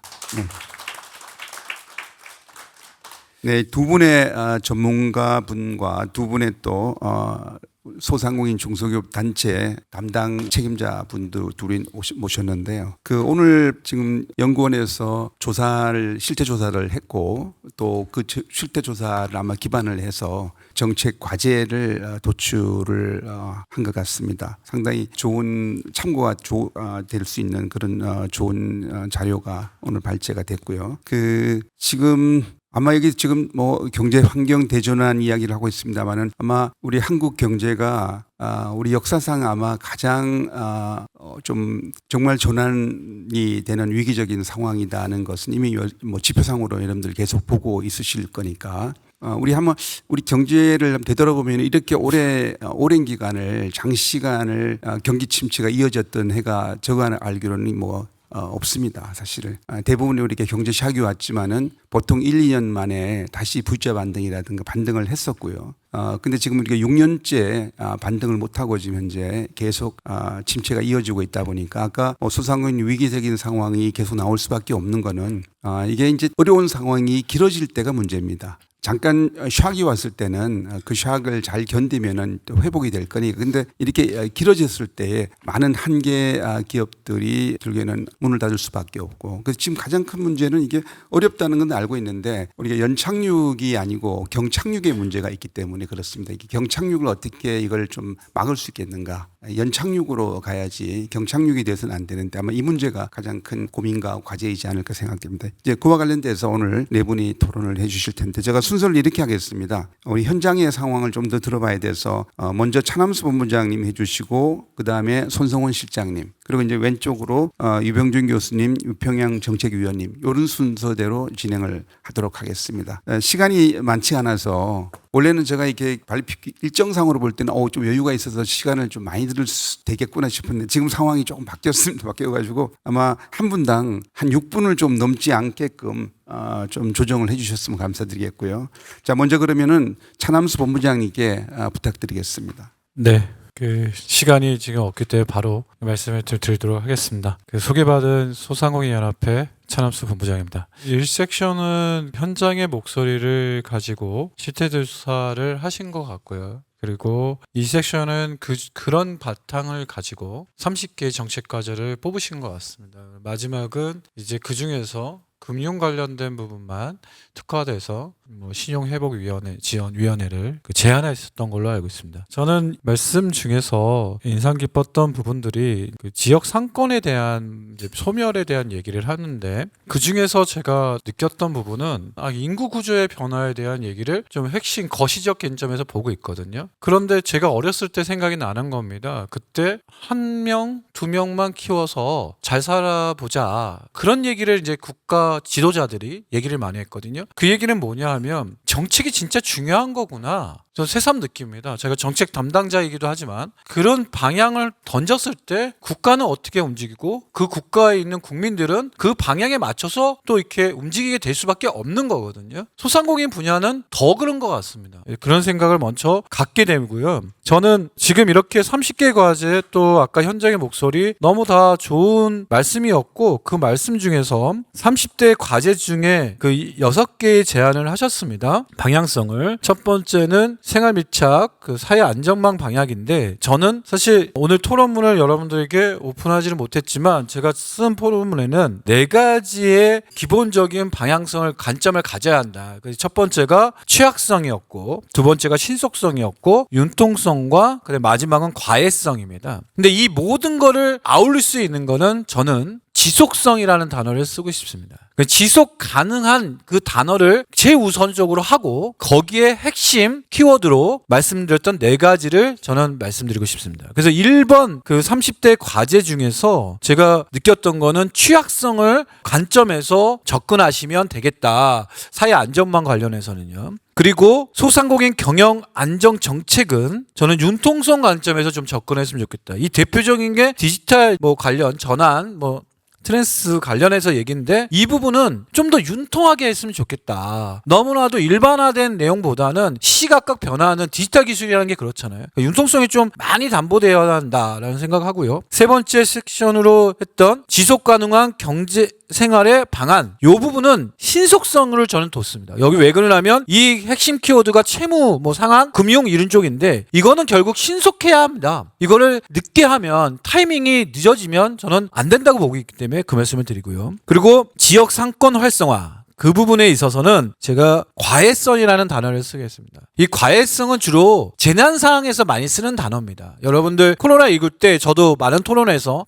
릴리지언스의 가장 핵심 가치는 과외성이다. 이게 재난 상황이나 응급 상황에서는 기존의 생각으로는 안 된다는 생각을 하거든요. 지금 소상공인의 상황이 바로 과외성이라는 새로 키워드를 가지고 접근해야 한다. 어프로치를 해야 한다 생각하고 있습니다. 그 다음에 성장을 위한 인프라 조성 같은 경우에는 말씀드렸던 여기 융통성과 그 다음에 몇 가지를 융합해야겠습니다. 여기는 단순히 성장성도 있고 지역 생태계가 있기 때문에 여기는 좀 과외성도 들어가고 융통성도 같이 요소가 같이 들어가면 좋겠다. 그리고 마지막은 대기업과 협력 강화는 결국에는 대기업과의 이루어지는 일단 가장 중요한 취약성을 인정하는 보호를 좀 더 강해야 합니다. 그래서 취약성을 가졌으면 좋겠다는 말씀을 드리고 그래서 지금 압박이 계속 올 수가 있습니다. 그래서 마지막 한마디만 드리고 요람에서 무덤까지라는 단어가 있습니다. 소상공인들이 아까 생애주기별 얘기도 많이 나왔는데요. 저는 이런 정책, 이런 세미나나 심포지엄이 좀 이렇게 제가 말씀드리고자 하는 일시적으로 하는 것이 아니라 좀 더 오랜 시간을 가지고 하나의 아젠다를 가지고 아침부터 저녁까지 일주일 내내 이런 토론들이 좀 심층적으로 이루어졌으면 좋겠다는 말을 하면서 마무리하도록 하겠습니다. 시간 약속 지켰습니다. 네, 감사합니다. 네, 아주 시간을 잘 박수 부탁드리겠습니다. 네.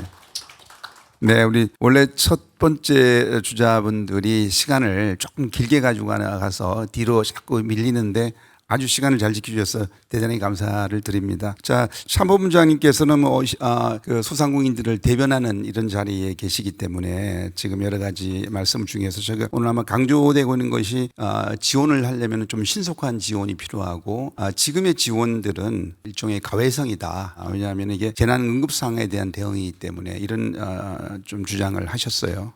그리고 좀 더 융합적이고 한편에서 또 지속 가능한 이런 정책 과제 지원이 필요하다는 말씀으로 좀 정리가 될 수 있을 것 같습니다. 네, 감사드립니다. 그 다음에 손성훈 실장님께 부탁드리겠습니다. 예, 안녕하세요. 중소기업중앙회 소상공인 정책실의 손성훈입니다. 먼저 이제 아까 주제 발표해 주신 것 중에 원스톱 지원 서비스에 대해서 조금은 높아심에서 좀 우려가 드는 부분도 좀 있었는데요. 한 개의 서비스 지원 스팟에 가서 모든 것을 다 받는다는 거는 매우 좋은 생각이라고 공감을 하지만 경우에 따라서 이제 졸속적이고 또 부실한 정책이 집행되는 창구로서 기능을 할 때 거기에 대한 견제 기능이 없다면 상당히 많은 정책에서 소외되는 기업도 또 양산될 수 있겠다 하는 걱정이 솔직히 좀 있습니다. 우리나라도 이제 산업에 대한 정책을 만들 때 산업부의 역할이 있고 중기부의 역할이 있고 각각 규모의 특성에 따라서 또는 업종의 특성에 따라서 지원을 하게 되는데 소상공인도 이제 뭐 제조업도 있고 유통도 있고 또는 IT 기업도 있고 여러 가지가 있을 텐데 그거를 한 개의 지원 기관이 다 아우를 수 있는 그런 역량을 과연 우리가 기대할 수 있을까? 좀 이상적인 부분이 아닌가라는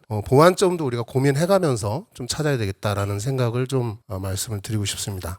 그리고 그 다음에 드는 생각은 이제 우리가 생각하고 있는 소상공인의 어려움들을 직접 현장에서 싸워가면서 해결해 나가는 사람은 지금 누가 있나 하는 생각이 솔직히 좀 들어요.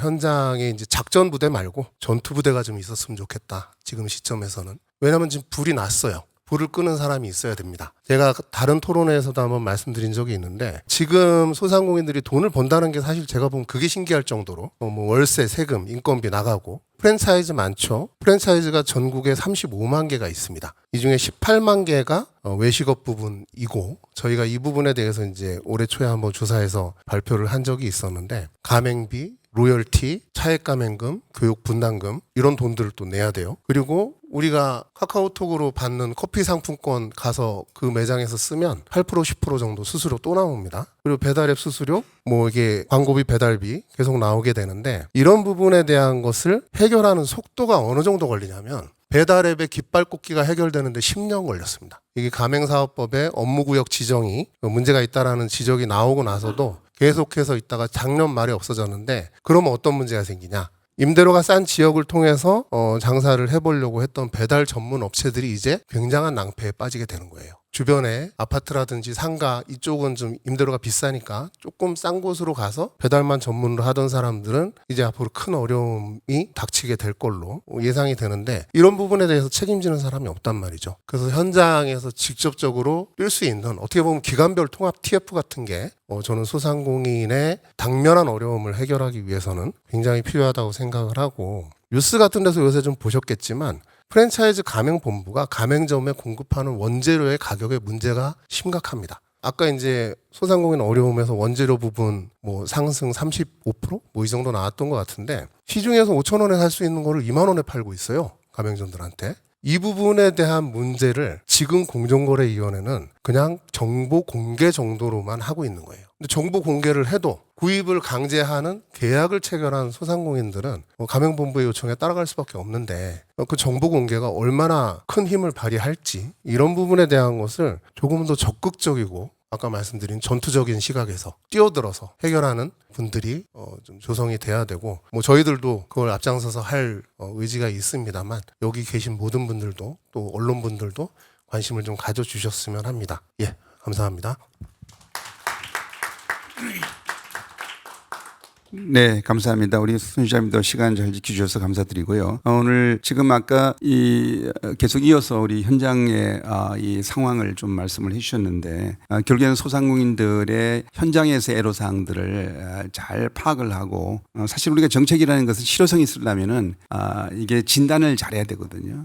진단이 잘 이루어지지 않고 처방이 나왔을 경우는 그거는 뭐 실효성이 당연하게 없겠죠. 그럼 그거는 뭐 재정적인 낭비도 되는 거기 때문에 아마 이제 그런 측면에서 애로사항을 잘 파악하고 여기에 대한 어떤 대응하는 부분에 있어서 말씀을 해주셨는데 가맹사업 부분들 아마 개성이 논란이 되고 있습니다만 이 필수 품목이 과다하다는 문제 이 문제는 계속 제기돼 왔는데 오늘 또 지금 아까 정책 제언을 아까 한 것 중에 하나가 대리점법하고 가맹사업법을 이걸 공정위가 하기보다는 뭐 중기부로 와야 되겠다. 이거는 또 부처 간의 문제가 있기 때문에 이거는 이제 굉장히 복잡한 문제입니다만은 어쨌든 그거는 좀 더 예방적인 측면에서 이런 어떤 좀 더 적극적인 어떤 그런 뭐 상황 파악 또 조사 이런 걸 통해서 예방을 좀 하는 부분들이 아마 중요하다는 아마 그런 의미가 아닌가 싶습니다. 네, 감사드리고요. 세 번째는 제 왼쪽에 유병준 교수님께 부탁드리겠습니다. 세 분의 발표 들으면서 내용들 많이 뭐 생각했던 부분들이 좀 많이 업데이트 된 것 같습니다. 뭐 아까 제 1발제에서 설문조사 해주신 거 보면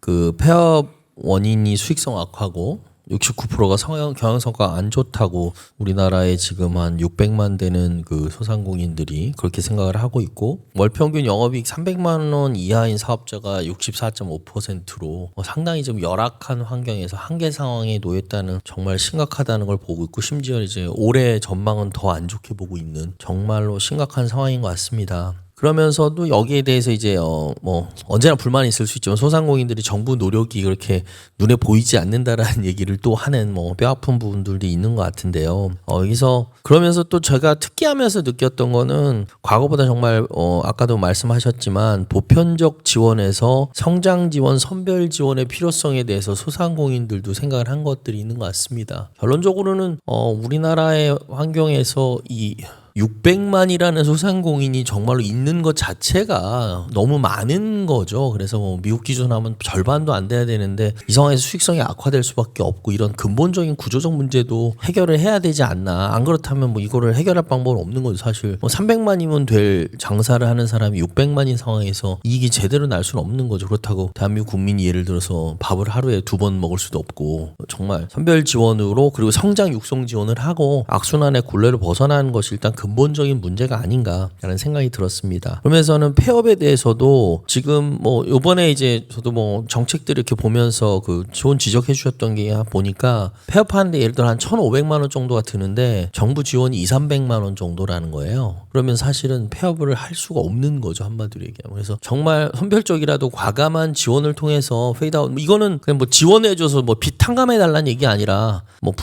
장기 부채라도 줘서라도 정말 이제 페이드아웃을 시켜주는 것을 하는 구조적인 부분에 대해서 좀 정말 실감할 수 있게, 그리고 정말 할 수 있게 해주는, 뭐 1,500은 아니더라도 500에서 뭐 1,000만 원 정도의 비용을 줘야 페이드아웃을 정말 할 수 있게. 안 그러면 지금 계속 빚이 늘어나는데도 나가지도 못하는 소상공인이 많은 상태니까, 이런 근본적인 문제에 대한 과감한 해결, 그리고 선별적으로 누구부터라도, 그러니까 뭐 보편적 지원을 모두가 하지 못하는 상황이 아니라 누구라도 일단은 변화를 일으킬 수 있는 지원을 먼저 해주는 것이 어떨까. 지금까지 부분적 지원으로 모두가 상황을 변화시키지 못하는 상황에 대한 것들을 좀 해주는 것이 어떨까라는 생각을 했습니다. 그리고 30대 정책과제에 대해서 지원 말씀을 많이 해주셨는데, 나름 그 역량 강화 부분에 대한 얘기들을, 구체적 지원책들을 얘기해 주신 거 상당히 좋은 것 같습니다. 이 부분들도 실효성이 있을 수 있는 과감한 정책, 과감한 지원을 정말 선별적으로라도 할 수 있는 게 어떨까. 너무 많은 방안들이 나와 있는데 이 중에 정말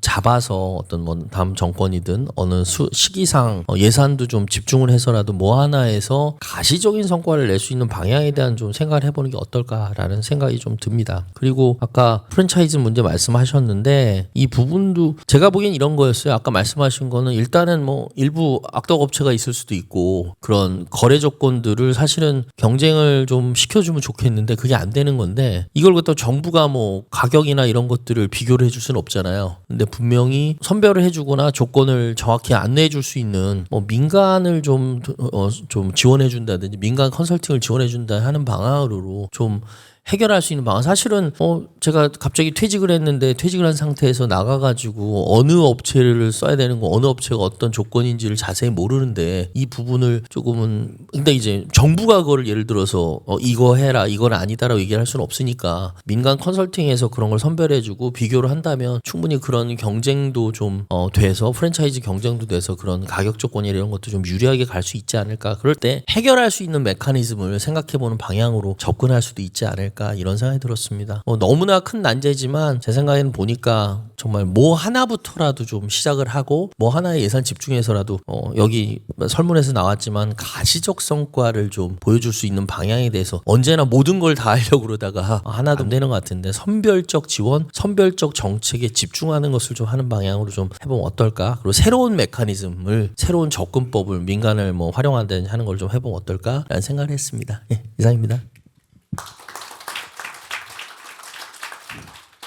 네, 유 교수님께서는 우리가 지금까지 우리가 지원 부분은 보편이냐 선별이냐의 논란이 좀 많이 있었죠. 논란 있지만은 지금 이제 보다 좀 선별적인 어떤 그런 지원 정책을 펼쳐야 되는 게 아닌가 이제 이런 부분을 강조를 해주셨고요. 지금 폐업 같은 경우도 좀 더 가감한 지원, 아마 이게 정책도 지금 보니까 수많은 정책이 있는데 좀 더 정책의 선별성도 필요하다 이런 걸로 제가 이해가 되고요. 작년, 재작년 계속 100만 정도의 자영업자 폐업을 하고 있고 올해는 지금 보니까 벌써 상반기에 폐업 수가 지금 더 늘어나는 것 같아요. 뭐 이렇게 가면은 원래 100만은 넘었을 것 같고 결국엔 창업도 있지만은 순수하게 줄어드는 이제 숫자가 이제 지금 커지고 있는 상황인데 그런 문제는 이 폐업에 대한 제기, 폐업자들이 뭔가 제기를 해야 되는데 그래서 이 제기 문제가 사실은 좀 더 심각하게 대두될 것으로 이렇게 예상은 됩니다. 근데 참 문제는 뚜렷한 어떤 정책적 수단이 많지가 않아요. 왜냐하면 뭐 일자리를 만들어주면 좋은데 그 일자리 만들어주는 게 어려운 쉽지 않은 문제이기 때문에 이런 고민은 앞으로 계속 될 것으로 이렇게 예상은 됩니다. 자, 네 번째로는 위평양 정책위원님께 부탁드리겠습니다. 네, 안녕하세요. 위평양입니다. 아시다시피 경제 성장률이 아주 떨어지고 있고 급락해지고 있고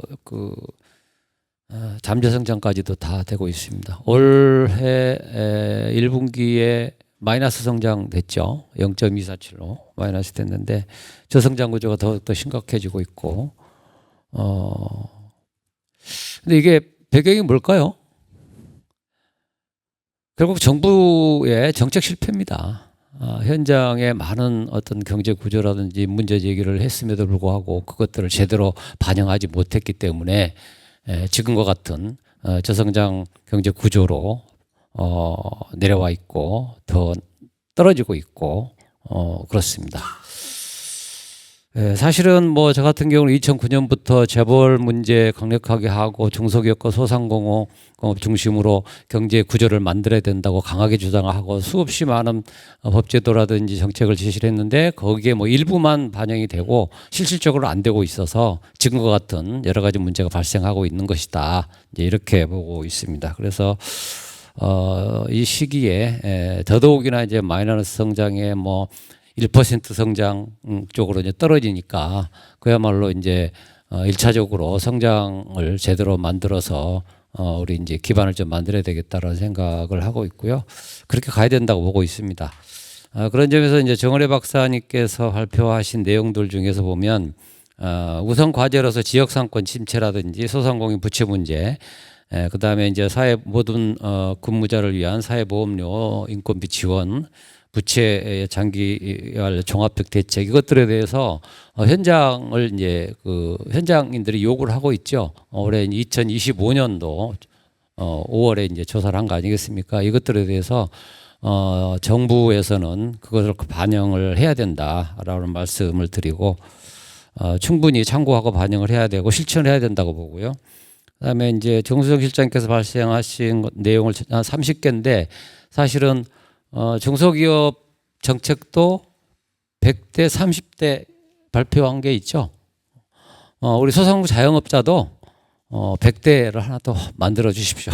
만들어 주시고 아마 그렇게 될 겁니다. 왜냐하면 뭐 저 같은 경우도 한 60, 70개의 이제 여러 가지 그 정책들을 이제 검토를 하고 있었기 때문에 제가 봤는데 비슷한 것도 있고 새로운 것도 있고 하니까 거기 합쳐가지고 100대 정책을 하나 좀 만들었으면 좋겠고요. 그래서 이제 결국은 이게 30대 정책의 핵심은 결국 민생경제 회복이나 내수경제 회복을 위해서 결국은 저성장 구조를 극복하는 그런 정책으로 우리가 지금 봐야 될 것 같고 이제 그렇게 가야 된다라고 이제 보고 있습니다.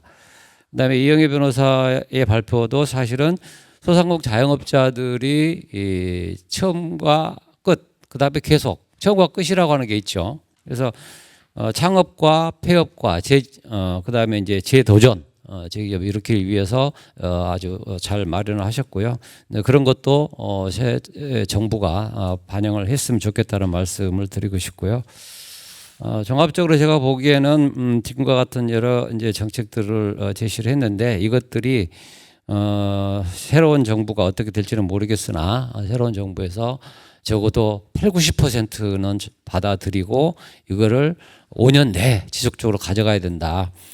초기에 그냥 그 공약이나 이것들로만으로 해서는 안 되고 이것들을 어떻게 해야 되느냐. 결국 여기에 계시는 우리 이제 연구원, 그다음에 중소 단체들, 그다음에 뭐 여기서 다 5년 동안 강력하게 주장을 해야만이 이런 정책들이 정부에 반영이 될 것이 아닌가라는 생각이 들고요. 마지막으로 제 생각에는 1차적으로 지금 현재 위기에 지금 들어 있습니다. 이것을 극복하기 위해서는 최소 30조 이상의 추경을 편성을 해야 됩니다. 그렇게 해야만이 지금 국내 소비 성향을 확산시키고 소상공인 자영업자의 매출액을 증대시키는 그런 측면이 있고, 그게 이제 결국은 혁신과 관련된 성장을 시키려고 하면 뭐 혁신을 이제 많이 얘기합니다만 그 혁신이라고 하는 것이 성장률이 좀 낮죠. 왜냐하면 이게 적어도 뭐 4, 5년 뭐 중장기로 걸리기 때문에 그 과정에서의 또 다른 정책이 중소기업과 소상공인 자영업자들이 안전화될 수 있는, 그게 이제 혁신의 기반이 되는 겁니다. 이제 그런 식으로 가져가야 되고, 거기에 가장 대한민국에 지금 현재 가장 많이 이제 연결이 되어 있는 게 건설이에요. 부동산과 관련된 가격이 안 올라가는 정책, 건설 정책을 지원하고 이렇게 한 두세 개, 서너 개를 끌고 가면 아마도 이제 올해 그 성장률이 좀 낮아지지는 않고 좀 회복되지 않겠나라는 생각이 듭니다. 그리고 또 하나 더 말씀을 드리면, 결국은 우리 이제 연구원이라든지 중소중앙이라든지 이 역할을 할 수 있도록 정부에서 규모를 좀 키우고, 우리 그 연구원 같은 경우가 지금 더블 이상으로 좀 키웠으면 좋겠다는 생각이 들어요. 거기에서 많은 중소벤처기업과 소상공인 자영업에 대한 구체적인 어떤 현실적인 현장적인 어떤 세부적인 이런 정책들을 연구해서 제시를 하고, 이것들이 제대로 정책이 되어야만이 우리 중소기업과 소상공인 자영업자의 구조가 제대로 될 것이 아닌가라는 생각을 말씀드립니다. 감사합니다. 네, 우리 평양 박사님께서 뭐 지금의 경제 어려움, 정부 정책의 실패가 크다. 그래서 적극적으로 지금 과제들을 적극적으로 잘 반영을 새 정부는 해야 될 거다는 점, 이 추경, 특히 30조 이상의 추경이 필요하지 않을까, 이런 주장을 해주셨습니다. 오늘 전반적으로 세계 발제와 토론이 있었는데요. 여기서 오늘 이제 좀 마무리하면서 좀 더 강조를 한번 할 필요가 있는 부분들이 여기 지금 계속적으로 나오고 있지만은 지금 부채 문제, 그러니까 지금 실태 조사에서도 가장 크게 좀 대두됐던, 지금 보니까 문제가 부채 문제에 대한 것들이 있었습니다. 부채 문제가 있었고, 그다음에 이제 이 부채 문제에 대해서 지금 뭐 여러 가지 양당에서도 소상공인 대책들이 많이 나오고 있습니다만, 아마 이제 부채 관련된 문제도 계속 지금 나오는 것 같고, 근데 이 부채 문제는 지금 자영업자 부채가 지금 1,000조가 넘어섰고 계속 자영업자 부채가 늘어나고 있습니다. 늘어나고 있는데, 이 부채가 증가를 하게 되면 결국에는 이거는 뭐 경제 성장의 발목을 잡을 수밖에 없습니다. 가계부채가 1,900조 넘어섰기 때문에 가계부채가 이렇게 늘어나는 상황에서 소비가 다시 살아나기는 쉽지 않다, 이렇게 보는 거죠.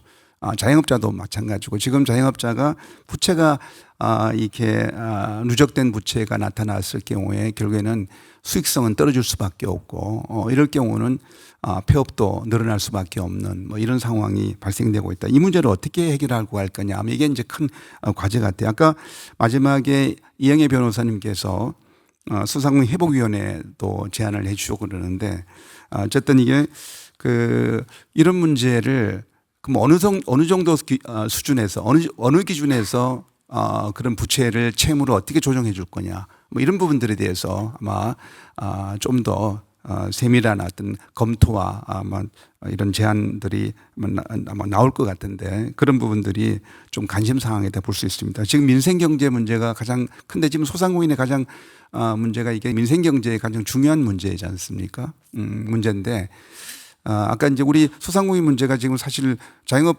비중이 우리나라가 선진국가 중에서 가장 높은 나라 중에 하나였는데, 지금 이제 20% 밑으로 좀 조금 떨어졌죠. 계속 조금 떨어지고 있습니다. 어차피 이게 구조적으로 사실은 자영업 비중은 떨어지게 되어 있습니다. 앞으로 계속 떨어지는데, 문제는 이제 이게 그 연착륙으로 이제 자연스럽게 떨어지는 것이 중요하다. 근데 지금 현재 상황은 이제 이 경착륙에 우려 문제가 있다는 거죠. 이 경착륙이 되었을 때 나타나는 여러 가지 사회적 문제가 이게 정부가 떠나야 될 부담이 상당히 큰 상황이기 때문에 여기에 대한 대책이 중요한데 그런 부분에 대한 정책적 고민이 더 많이 필요하지 않을까라는 부분들을 갖고 있습니다. 그래서 아무쪼록 오늘 30대 정책 과제가 발표됐고요. 오늘 또 제안이 됐습니다.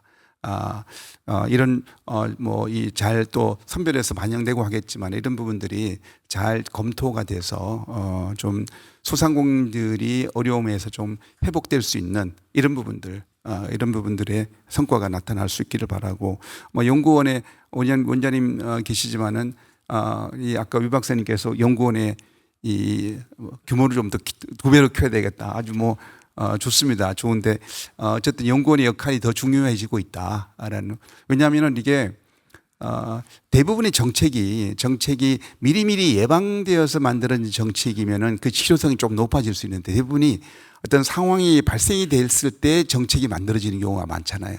이러면은 사실 이제 우리가 뒷북칠 수가 있다 이런 문제 제기가 있는데 그래서 미리미리 예방하려면 결국에는 계속 시장이 모니터링 실태 파악을 하고 여기 대해서 준비가 되어야 돼. 그래야 좀 좋은 정책이 실효성 있는 정책이 나오지 않을까 하는 바람을 가져봅니다.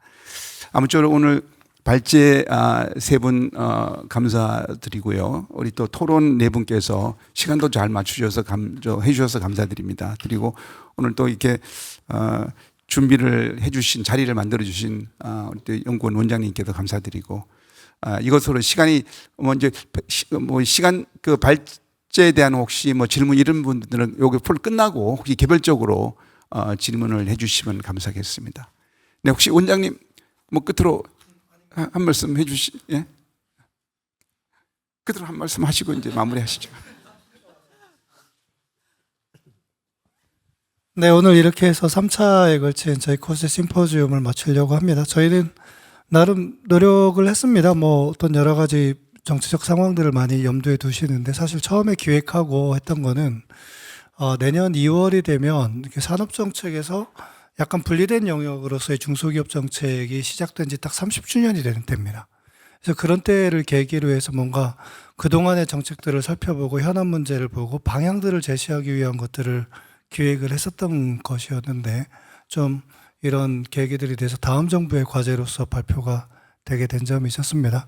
이 준비에 위해서 우리 연구위원들 많이 애써주셨고요. 또 외부에서 많은 전문가들 함께 해주셨습니다. 감사드립니다. 성원에 감사드립니다.